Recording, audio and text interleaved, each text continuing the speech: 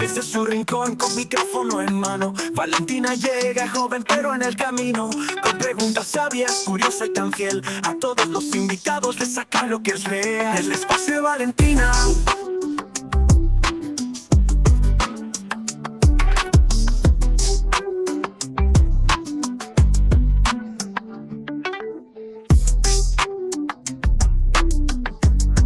Hola a todos y bienvenidos a mi podcast El Espacio de Valentina. Este episodio va a tratar de varias cosas importantes en el sector de salud para los niños. Y también prepárense para recibir a el doctor Octavio Rodríguez Willer López, que es un pediatra del Hospital Ángeles Lomas. Me estoy segurísima que vamos a aprender mucho con usted, doctor Octavio. Bienvenido. Muchas gracias. Encantado de estar aquí contigo, Valentina. Y espero que los mensajes sean claros para todos los niños y útiles sobre todo para que aprendamos juntos a cuidar nuestra salud. Ok, pues la primera pregunta sería de que todos vemos un debate constante sobre el uso de antibióticos a los niños. ¿Cuándo son realmente necesarios y cuáles son los riesgos de utilizarlos de forma excesiva e inadecuada en la población infantil? Pues mira, los antibióticos evidentemente son herramientas útiles para controlar infecciones. Es muy importante que el pediatra que nos atiende o el médico que los está recetando tenga claro a qué bacteria está atacando. Pues sí, porque si manda uno al azar, pues podemos enfermarnos más de lo que sabemos. Exacto, los antibióticos, hay muchas familias de antibióticos y cada antibiótico tiene un espectro que quiere decir que ataca a bacterias específicas. Okay. Y una cosita, esta es una pregunta personal, ¿nos podría decir más sobre las familias de antibióticos? Claro, O sea, ¿de qué pues tipo? mira, la primera gran familia que existió o que se descubrió en análisis de laboratorio fue la penicilina. Y de la penicilina, haciendo estudios más profundos, se fueron haciendo penicilinas sintéticas y se fueron desarrollando nuevos grupos de antibióticos. La penicilina surgió gracias a que se descubrió que mediante la presencia de un hongo se veía que no se desarrollaban X bacterias. Entonces, esa fue la precursora o el primer antibiótico que nos ayudó a tratar infecciones causadas por bacterias. Y, como te decía, de ahí se han desarrollado varias familias. Hay muchos grupos de antibióticos y cada grupo tiene, como te explicaba, cierta especificidad para tratar bacterias ya sea de la boca, de la garganta, de la vía respiratoria, que son nuestros pulmones, del tubo digestivo o de la vía urinaria, inclusive de la piel. Entonces, cada familia de antibióticos debe ser indicada pensando específicamente en qué bacteria quiero atacar. Es muy importante saber que en los primeros años de vida, la gran mayoría de las infecciones son causadas por virus. Y entonces el antibiótico no ayuda a matar virus, ¿ok? Entonces, ahí el juicio clínico, que quiere decir que tu médico te revisa o tu pediatra te revisa y si identifica cierta presencia o ciertos signos de que una bacteria nos está infectando, entonces debe dar el antibiótico correspondiente a ese grupo de bacterias. Ok, muy interesante esta información porque ya con las familias de los antibióticos, pues ya escuchamos que sí hay varias. Hay muchas familias que atacan a ciertas bacterias. A diferentes, porque todas no se pueden enfocar en una, ¿no? Exactamente. Si yo uso un antibiótico que mata bacterias del intestino para una infección de la garganta, no va a ser efectiva. Y lejos de ser efectiva, le ayuda a estas bacterias a generar resistencia. Quiere decir que cada vez va a ser más difícil a terminarlas o atacarlas con X o Y antibiótico. Ok, la segunda pregunta sería, ¿cómo pueden tomar nuestros papás decisiones informadas al respecto? Pues mira, yo creo que uno de los grandes consejos que te voy a dar repetidamente en nuestra charla es que los papás tienen que tener una comunicación muy estrecha con el pediatra que te está tratando. ¿A qué me refiero? Muchos pacientes ya después de, o muchos papás, ya cuando van teniendo más hijos y tienen más experiencia en determinadas infecciones, oye, a mi primer bebé le daban muchas infecciones de oído y el doctor siempre me mandaba tal antibiótico. Y resulta que al segundo o al tercer bebé le da una infección de oído otra vez y entonces ya no le hablas al doctor y ahora tú eres quien receta el antibiótico. Entonces, ahí mi consejo más importante es que siempre tengas la asesoría de tu pediatra o del médico que te está tratando. No siempre nos trata un pediatra. En mi opinión es ideal que el pediatra trate a los niños. Sin embargo, te puede tratar algún médico en alguna farmacia o en algún consultorio externo, pues, ¿no? Sí.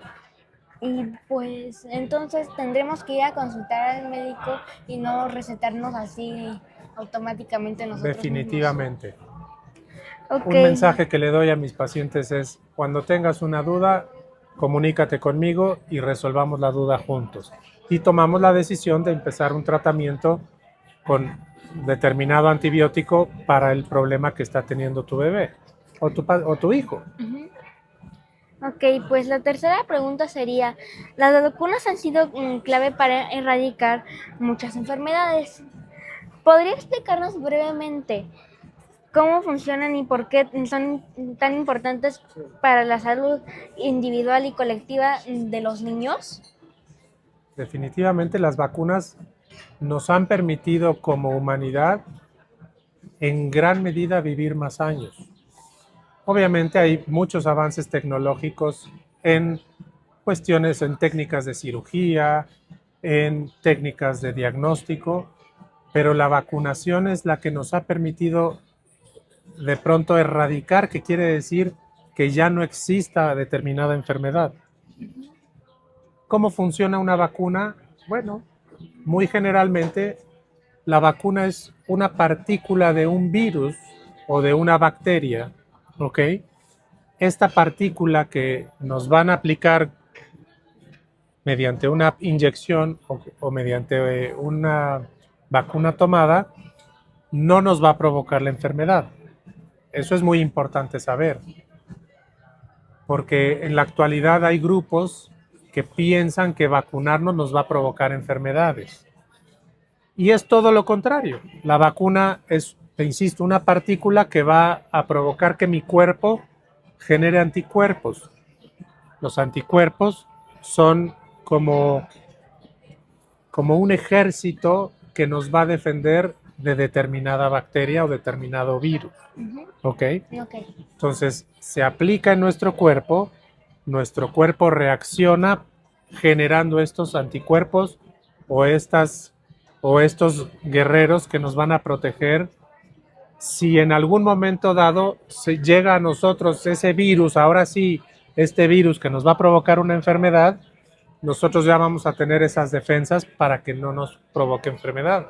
Y es muy importante que sepas que son enfermedades que pueden ser muy graves, tan graves que pueden provocar inclusive que la vida se acabe. Entonces es muy importante que sepamos cuántas vacunas deben aplicarnos y que llevemos el registro de todas las vacunas que se nos han aplicado en la vida. En cada etapa de la vida se aplican determinadas bacterias y con cierta periodicidad. Sabes que existe una cosa que se llaman los refuerzos, ¿ok? Sí. A ti te aplican una primer vacuna y esa genera determinado número de guerrilleros, ¿sí? De este ejército que nos va a defender. Pero el refuerzo hace que estos guerrilleros se multipliquen, ¿ok? Y entonces así tenemos más seguridad de que nunca nos va a dar esa enfermedad. Ok. ¿Sale? Sí. Pues la cuarta pregunta sería, ¿hay alguna nueva vacuna en el horizonte que sea especialmente prometedora? Hay una vacuna en el horizonte que queremos que ya la tengamos entre nosotros. Existe un virus que afecta principalmente a bebés,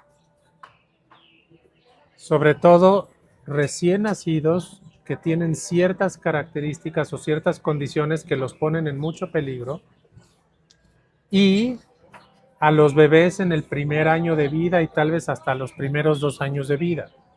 Es un virus que se llama virus sincicial respiratorio. Ese virus provoca una neumonía muy fea, que le provoca a los bebés tener dificultad o muchos problemas para respirar. ¿Ok? Entonces es peculiar que ataque a los bebés, pero también se ve en adultos mayores que tienen enfermedades en los pulmones, ¿no? Que son los más Entonces, indefensos, ¿no? estamos en una condición de mayor indefensión en contra de estos virus, sobre todo los bebés. Entonces, esta vacuna en la actualidad no se aplica en bebés, se aplica en las mujeres embarazadas que están por tener a su bebé. A partir de la semana 32, el embarazo es de 40 semanas o 9 meses. Entonces, a partir de la semana 32 es que se le aplica esta vacuna a las mujeres. Solo que no la tenemos todavía disponible en México. Por eso te digo, en el horizonte tenemos o estamos esperando que llegue esta vacuna, porque al vacunar a mamá, el bebé que está formándose y creciendo en la pancita de mamá, ya va a tener esos anticuerpos o esos guerrilleros que lo van a proteger en contra de este virus que puede ser muy malo para el bebé. Ok, pues... ¿Tú qué opinas? Pues sí sería muy peligroso. Sería muy bueno que tuviéramos ya la vacuna y que todas las mujeres puedan vacunarse con esa vacuna. ¿Estás de acuerdo? Sí, pero lamentablemente no llega a México. La tenemos en el horizonte, estamos en espera de que ya llegue con nosotros. Pues la quinta pregunta sería, el tema de la obesidad infantil y adolescentes es una preocupación creciente. ¿Cuáles son los principales problemas que contribuyen a esta problemática y qué estrategias integrales nos recomienda? Mira, muchos de los problemas que podemos llegar a tener hablando de salud o de nuestra salud tienen que ver con la educación o los hábitos que tengamos en casa. Los hábitos de qué vamos a comer, los hábitos de qué actividad hacemos o qué ejercicio hacemos, el hábito de estudiar o no estudiar, en fin, estos hábitos son los que pueden condicionar que si yo tengo un mal hábito o desde bebé no tengo un control de lo que voy a comer, de pronto puedo llenar mi cuerpo de alimentos que no me ayudan a desarrollarme o a crecer saludablemente y me condicionan que yo gane pancita o cachete. Entonces, te diría que la estrategia fundamental es orientarnos en qué es lo que debemos comer y qué es lo que debemos de tratar de evitar comer. Yo les llamo alimentos que no sirven, o sea, alimentos que no nos nutren y no nos dan... Ultraprocesados. Los alimentos ultraprocesados son unos, los azúcares refinados, los dulces en general, los panes, las galletas que son tan ricas. Yo pensaba que los panes eran inofensivos. Pues un pan es inofensivo, pero si te comes una caja de panes o de donas, que ahora las donas están de moda. Ahora todo el mundo quiere comer donas, pero muchos no se comen solo una dona, se comen una caja de donas. Y ese es un alimento que no nos sirve. Yo me como una nada más. Para los que se comen todas, como que sí está un poquito exagerado, ¿no? Exactamente. Entonces, te repito, son mis hábitos o lo que mis papás me permiten comer. Hay algunos niños que dicen, es que solo le gusta comer donas. Entonces tenemos que buscar la forma de que deje de comer donas y empiece a comer cosas que le son saludables, Por ejemplo, como frutas, pues sí, no sé, verduras. he visto como en videos de que hacen como animalitos con las frutas que lo hagan así, así se lo comen. Ah, es una excelente idea, por supuesto.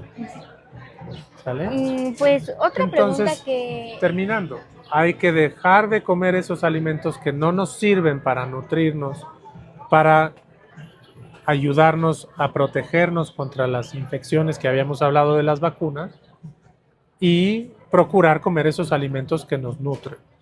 ok, y pues una pregunta personal para mí sería, ¿cómo podemos hacer para que los niños tomen los medicamentos sin que se enojen o refunfuñen? Porque luego vemos que se enojan por tomar medicamento que dicen, está feo, no me lo tomo, por ejemplo.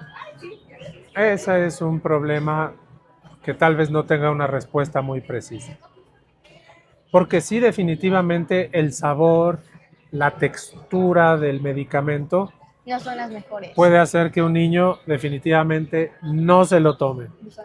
Más bien lo odie. Lo odie, o la otra que puede hacer que lo odie más es que mamá o papá le diga, si no te lo tomas te voy a inyectar, porque la inyección obviamente es dolorosa.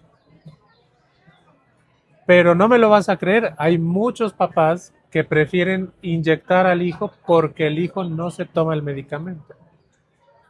Y te voy a decir, no hay una respuesta definitiva porque depende de cada niño. Hay niños que, aunque lo mezcles con algo rico, yo les doy un consejo siempre y es que lo mezclen con yogurt. A mí me gusta mucho el yogurt. ¿A ti te gusta el yogurt? ¿Te encanta el yogurt? Entonces uso el yogurt o podemos usar jarabes de chocolate o de pronto la leche, pero hay bebés o niños que lo identifican aunque sepa a yogurt o a leche y no se lo toman. Entonces es muy complicada esa situación. Pues sí, Lo que podemos decirle a todos los chiquitines es que si el doctor nos recomienda una medicina es por nuestro bien y que es mejor tomárnosla para que vivamos sin problemas. para que se resuelva nuestra enfermedad rápido. Pues la siguiente pregunta sería, vemos cada vez en más casos de alergias en niños. ¿Qué cree que se debe este aumento en alergias en niños y cuáles son las últimas recomendaciones para el manejo de estas?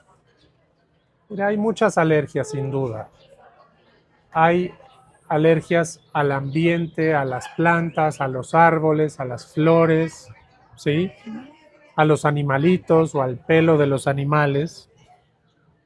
Y esas alergias definitivamente las traemos ya en nuestra información genética. Entonces, las alergias al ambiente, por ejemplo, pues en cuanto se detecten o se identifiquen, lo que hay que hacer es modificar el ambiente. Si yo sé que mi perrito me provoca alergia y de pronto me pongo muy enfermito, pues de pronto hay que procurar no convivir tanto con ese animalito. Y luego hay otras alergias provocadas por alimentos, ¿ok?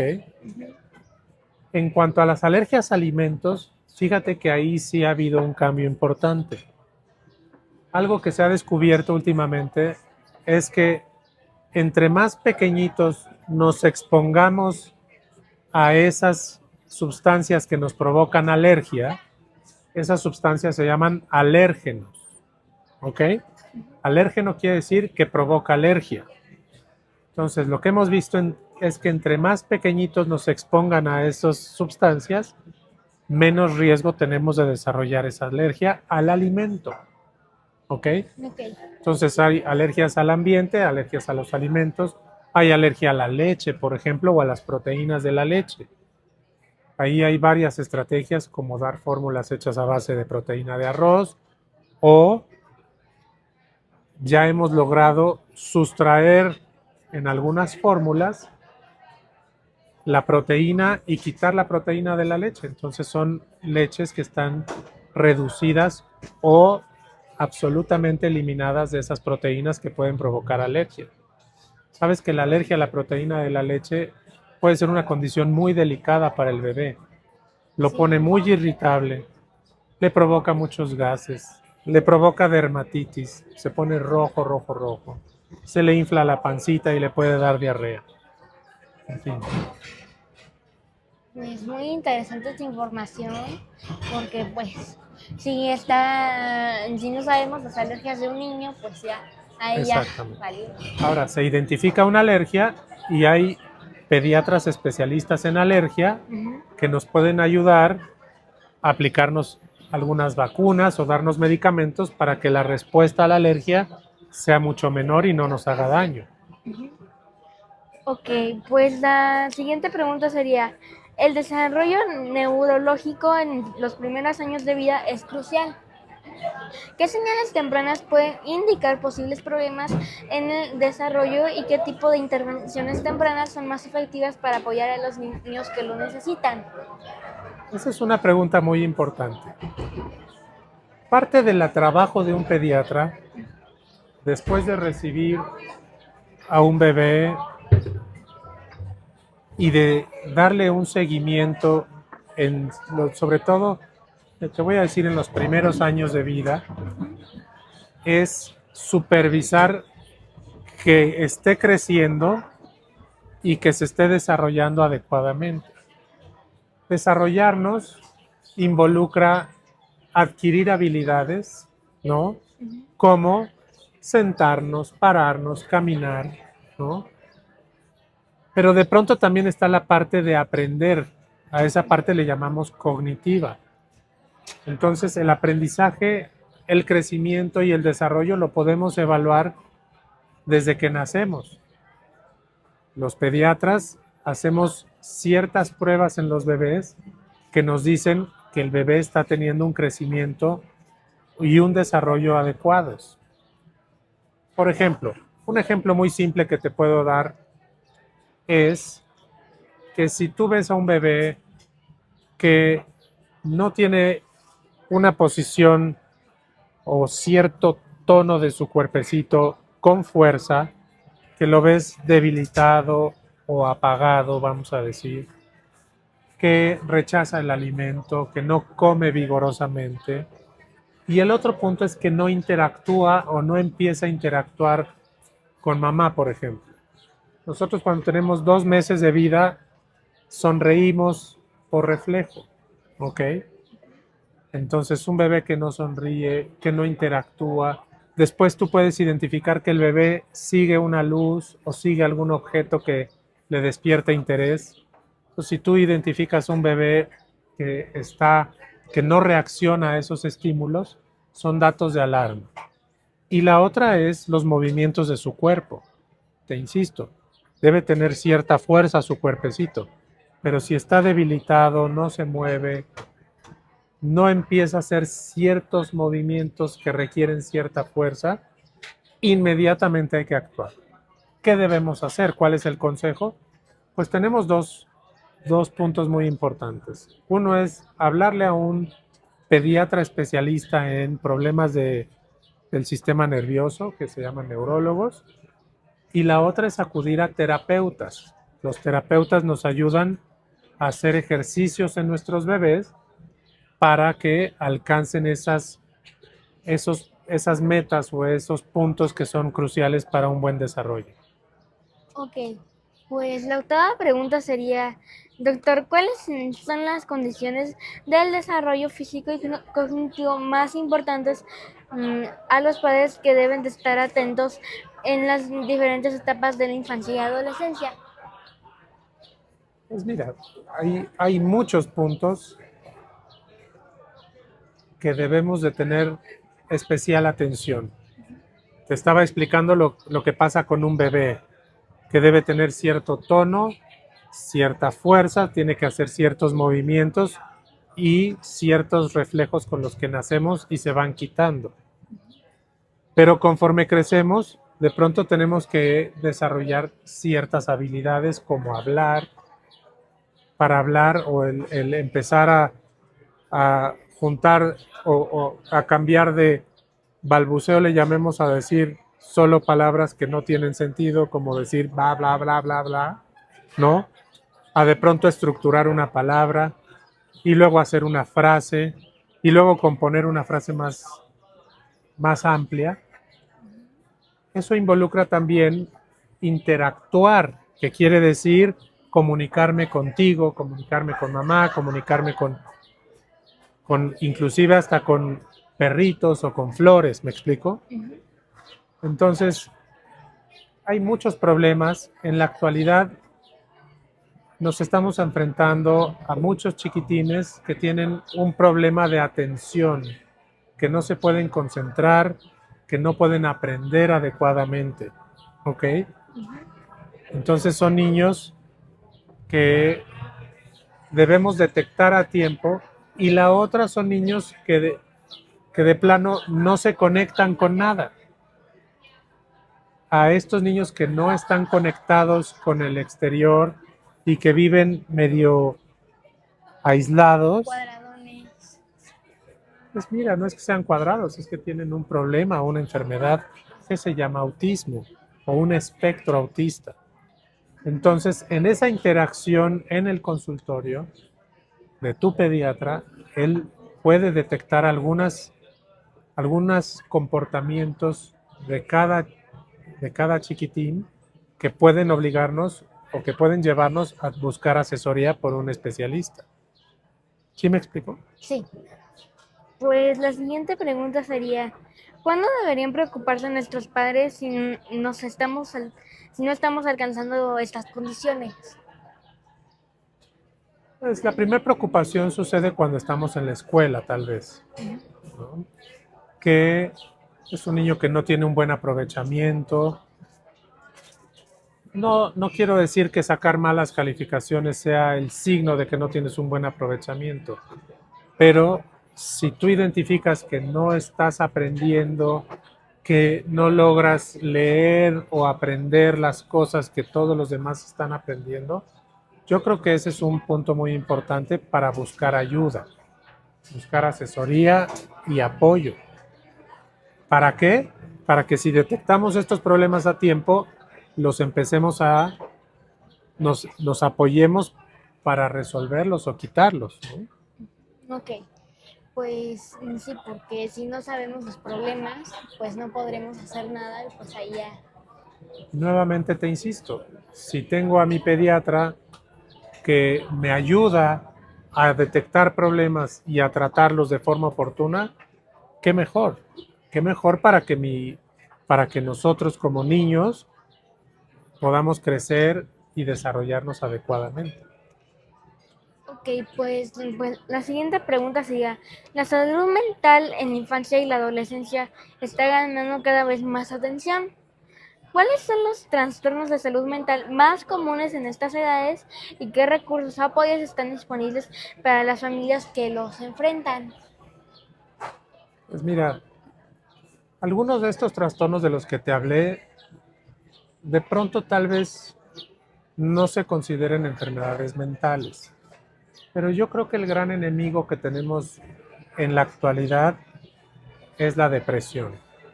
Depresión es sentirme triste. Depresión es aislarme, que quiere decir no querer convivir con mis amigos o no buscar a mi grupo de amigos. ¿Me explico? Y de pronto tener conductas que pueden ser agresivas con los demás, golpear a los demás, reaccionar con gritos. Entonces, yo te diría que es igualmente importante detectarlo a tiempo para que nos ayude un especialista a controlarlo. La ansiedad, que es estar muy nervioso, y la depresión, que es sentirme triste, a veces se combinan y son parte de un mismo problema.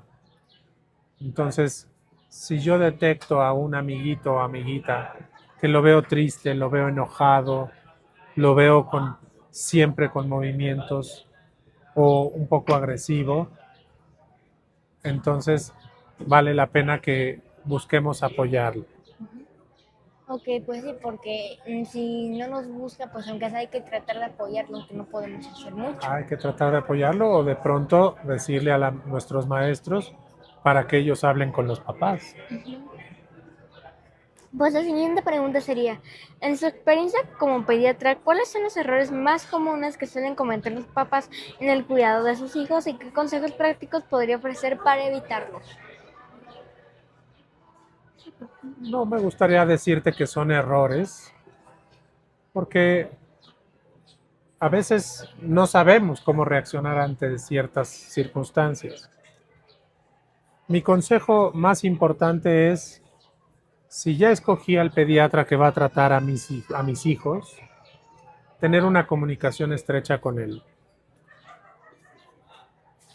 Entonces mi pediatra también va a estar interesado en resolver los problemas de la salud de mis hijos, la prevención de las enfermedades, los cuidados en caso de que tengamos alguna enfermedad. Entonces te diría que no te pondría como un error, sino que un consejo muy importante es que los papás estén siempre en comunicación con el pediatra, que no tomen decisiones solos, ¿no? Por ejemplo, yo veo a mi niño enfermo y me lo llevo al hospital. ¿Me explico? Yo creo que es mejor hablarle a mi pediatra y que él me diga, puedes hacer esto antes de llegar al hospital o tráelo conmigo y lo reviso antes de llegar al hospital. O si tiene estos datos que para mí son de alarma, entonces llévalo al hospital. Ese sería uno de mis consejos. Otro de mis consejos es que si voy a ofrecerle un medicamento a mi hijo, tener ese mismo apoyo o esa misma asesoría con mi pediatra.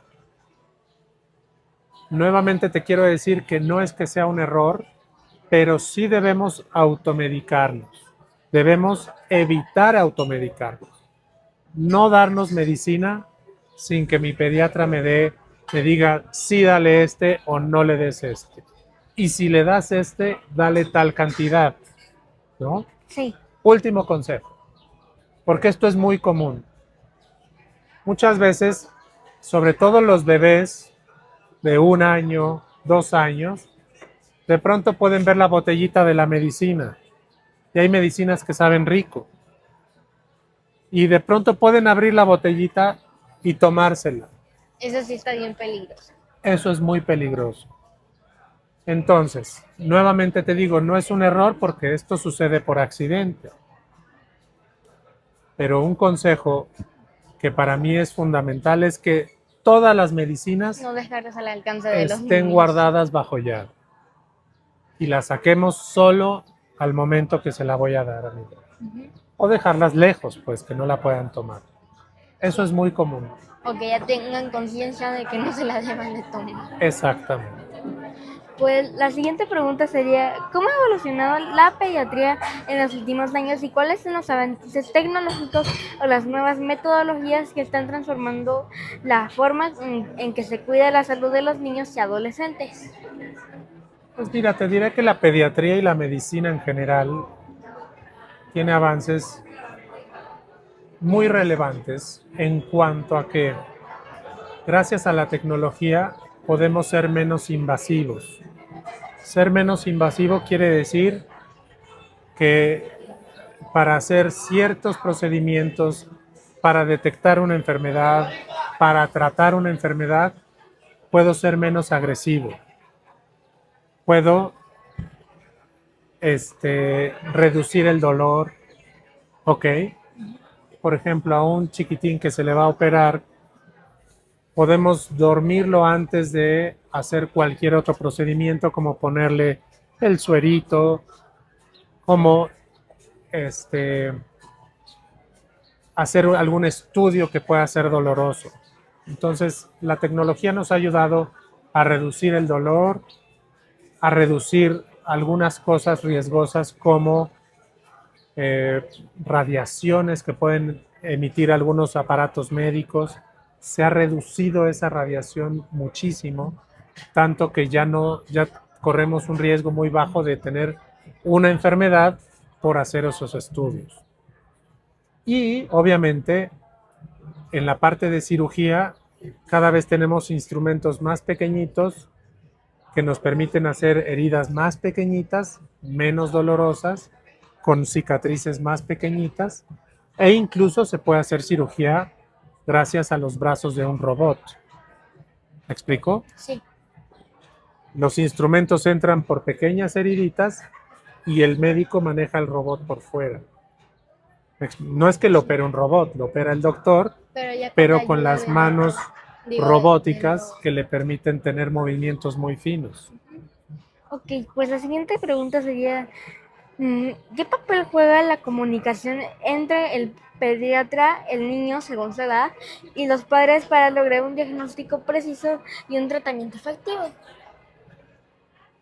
Pues te diré que la comunicación es lo más importante. Creo que en toda nuestra charla lo que te he repetido es que siempre tengamos comunicación con el pediatra o con el médico que nos trata. Es fundamental. En la actualidad muchos papás prefieren mandar mensajes para que el médico le mande una receta. En un mensaje no podemos expresar todos los síntomas, o inclusive a veces en una fotografía tampoco podemos definir bien qué problema se puede ver en la piel o qué tan grave puede ser una cortadita si es que tenemos una cortada. Entonces, yo te diría que es fundamental la comunicación. El mensaje puede ser la primera herramienta, pero siempre debemos de buscar la comunicación hablada para que podamos darle al doctor toda la información que le ayude a establecer un diagnóstico, y después el doctor debe de proponer o cosas para resolverlo o hacer algún estudio. Entonces ahí es donde viene la comunicación del doctor con el niño.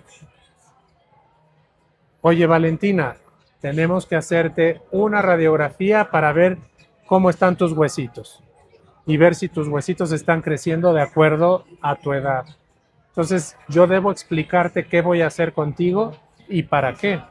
Entonces la comunicación entre los médicos, los papás y los niños es importantísima para que tengamos el diagnóstico más preciso y tener el tratamiento óptimo.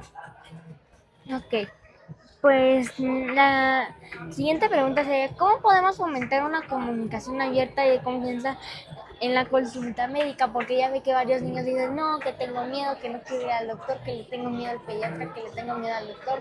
Parte del trabajo que debemos hacer nosotros como pediatras es tratar de generar esa confianza en el bebé o en el niño, que él se sienta recibido de forma calurosa o amigable, que él no nos vea como alguien que va a atacarlo. Entonces, eso le corresponde en gran medida al médico, a buscar la confianza del paciente para que lo deje revisarse. Debo decirte que los bebés cerca del año de vida y más o menos a los 3 años, es muy difícil que nos vean como amigos a nosotros. Ahí siempre se genera mucho estrés y mucha tensión, porque es justamente en el primer año de vida o en los primeros 2 años de vida donde más vacunas se aplican. Y las vacunas duelen un poquito. Entonces, en esa etapa de la vida es complicado llegar a hacer esa amistad. Pero ya a partir de los 3 años, ya empezamos a ser más comunicativos, podemos hablar las cosas y algunos bebés nos dicen qué es lo que sienten.